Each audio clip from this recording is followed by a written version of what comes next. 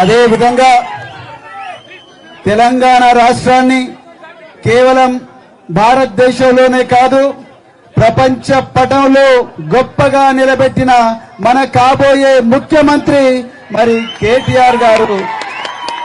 అదే విధంగా మరి మాజీ మంత్రివర్యులు లక్ష్మారెడ్డి గారు, శ్రీనివాస్ గౌడ్ గారు, అదే విధంగా వేదిక మీదున్న మిగతా మాజీ శాసనసభ్యులందరూ, శాసన మండలి సభ్యులు, సీనియర్ నాయకులు, మరి ముఖ్యంగా ఈరోజు స్థానిక సంస్థల ఎన్నికల్లో గొప్పగా విజయం సాధించిన సర్పంచులు, ఉప సర్పంచులు, వార్డు మెంబర్లు అందరికీ, అదే విధంగా స్వల్ప తేడాతో ఓడిపోయిన సర్పంచ్, వార్డు మెంబర్ అభ్యర్థులందరికీ కూడా జై తెలంగాణ. ఏంది నాగర్ కర్నూలు అంటే ఇంతేనా? జై తెలంగాణ.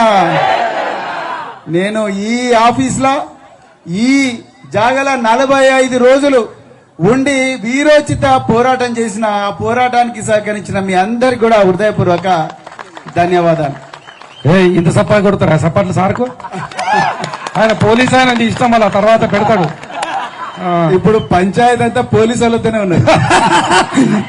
అట్లా కాదు, నీకు నాకే పడదు పోలీసు వాళ్ళతో. పంచాయతీ అంతా పోలీసు వాళ్ళతోనే ఉన్నది. తూడు కుర్తినొచ్చే మొదలైంది పంచాయతీ అంతా. అవును.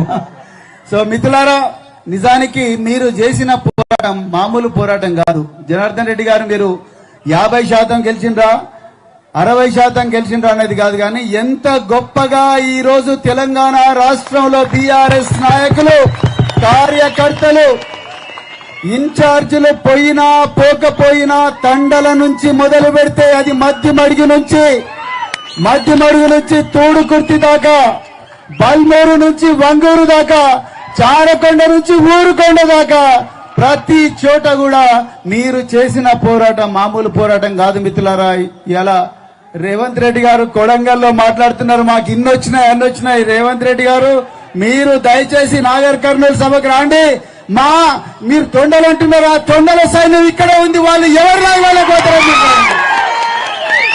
మీరు తొండలు అంటున్నారు కదా, ఆ తొండల సైన్యం నాగర్ కర్నూలులో ఒక శాంపుల్ చూపిస్తారు, అక్కడికి రాండి. ఎవరి లాగులకు పోతారో చూడండి మీరు ఒక్కసారి. మిత్రులారా, మామూలు విషయం కాదు. పోలీసుల బెదిరింపులు, బైండ్ ఓవర్ చేస్తామని ఇళ్లకు మఫ్టీలో పోలీసులను పంపించిండ్రు. వార్డు మెంబర్ నిలబడదామంటే MLA, sitting ruling party MLA దగ్గర నుంచి బెదిరింపులు, ఎమ్మెల్యే ఫోన్ కట్ చేస్తే ఎస్ఐ నుంచి బెదిరింపులు, లేకపోతే నేను బొండిగా పోటీ చేస్తా అంటే ఇంటికి 20 మందిని పంపించి నోట్ల గడ్డలిచ్చి కుటుంబ సభ్యులు అందరూ ఉంటే బెదిరింపులు, లేకపోతే కిడ్నాప్ చేసి తీసుకుపోయారు, కొట్టిండ్రు. చాలా చోట్ల కూడా ప్రచారం చేయనివ్వలేదు.